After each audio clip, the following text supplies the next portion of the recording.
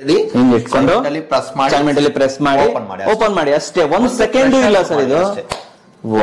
ಈಗ just close ಮಾಡಿ ನೋಡಿ, ಅದೇ ಪಫಿ ಆಗುತ್ತೆ. ಪಫಿ ಆಗುವಾಗ ಜಸ್ಟ್ ಸಪೋರ್ಟ್ ಮಾಡಿದ್ರೆ ವಾವ್ ನಿಜ. ಈಗ ಸೈಮೆಂಟ್ ಅಲ್ಲಿ ಪ್ರೆಸ್ ಮಾಡ್ಬೇಕು. ಈ ತರ ಸೈಮೆಂಟ್ ಅಲ್ಲಿ ಒಟ್ಟೆ ಎಟ್ ಅ ಟೈಮ್ ನೀವು ರೋಸ್ಟೆಡ್ ಬೇಕಂದ್ರೆ ನಿಮಗೆ ಮುಚ್ಚಬಹುದು ಬೇಕಾದ್ರೆ ಓಪನ್. ವೀಕ್ಷಕರೇ, ನಿಮ್ಗೆ ನಾನು ಹೋಳಿಗೆಯನ್ನ ತೋರಿಸ್ತಾ ಇದ್ದೀನಿ.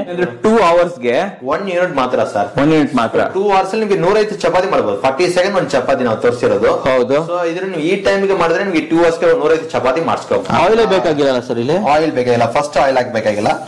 ಫಸ್ಟ್ ದೋಸೆ ಮಾಡಿ ಮೇಲ್ಗಡೆ ನಿಮಗೆ ಎಣ್ಣೆ ಬೇಕಂದ್ರೆ ಎಣ್ಣೆ ಹಾಕಿ, ಬೇಡ ಅಂದ್ರೆ ವಿತೌಟ್ ಆಯಿಲ್ ತೆಗಿಬಹುದು. ತವಾಗೆ ಚಪಾತಿಗೆ ಒಂದು ತವಾ ಇಟ್ಕೊಳ್ತಾರೆ, ದೋಸೆಗೆ ಒಂದು ಹೆಂಚು ಇಟ್ಕೊಳ್ತಾರೆ.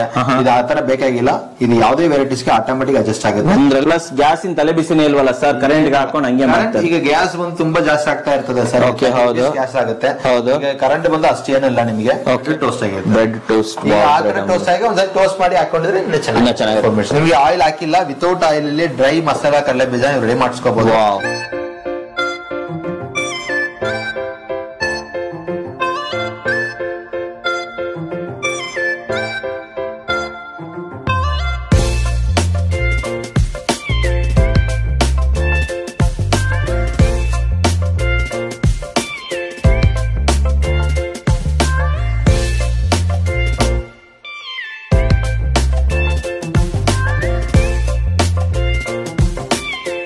ಸಮಸ್ತ ಕನ್ನಡಿಗರಿಗೆ ನಮಸ್ತೆ ಮಾಡ್ತಿರುವಂತಹ ನಾನು ನಿಮ್ ಕನ್ನಡಕೋರ ಬಂದಿನ ಒಂದು ಹೊಸ ವಿಡಿಯೋ ಜೊತೆ, ಒಂದು ಅಪ್ಲಯನ್ಸಸ್ ವಿಡಿಯೋ ಜೊತೆ. ಹೌದು ಸ್ನೇಹಿತರೆ, ಇವತ್ತು ನಾನಿದ್ದೀನಿ ಬೆಂಗಳೂರಿನ ಬಸವೇಶ್ವರ ನಗರದಲ್ಲಿರುವಂತಹ ಶಂಕರ್ ಮಠದಲ್ಲಿ ನಿಯರ್ ಬೈ ಇರುವಂತಹ ಗೋಲ್ಡನ್ ಅಸೋಸಿಯೇಟ್ಸ್ ಅಲ್ಲಿ, ಹಾಗೂ ಅದರ ಓನರ್ ಆದಂತಹ ಕಾರ್ತಿಕ್ ಅವರು ಕೂಡ ನಮ್ಮ ಜೊತೆ ಇದ್ದಾರೆ. ಸೊ ಮೊದಲದಾಗಿ ಕಾರ್ತಿಕ್ ಅವ್ರ ಹತ್ರ ಮಾತಾಡೋಣ. ಒಂದು ಸ್ಪೆಷಲ್ ಆದಂತಹ ಒಂದು ಅಪ್ಲಯನ್ಸಸ್ ಅನ್ನ ನಮ್ಗೆ ತೋರಿಸ್ತೀನಿ ಅಂತ ಹೇಳಿದ್ದಾರೆ. ಅದು ಏನಂತ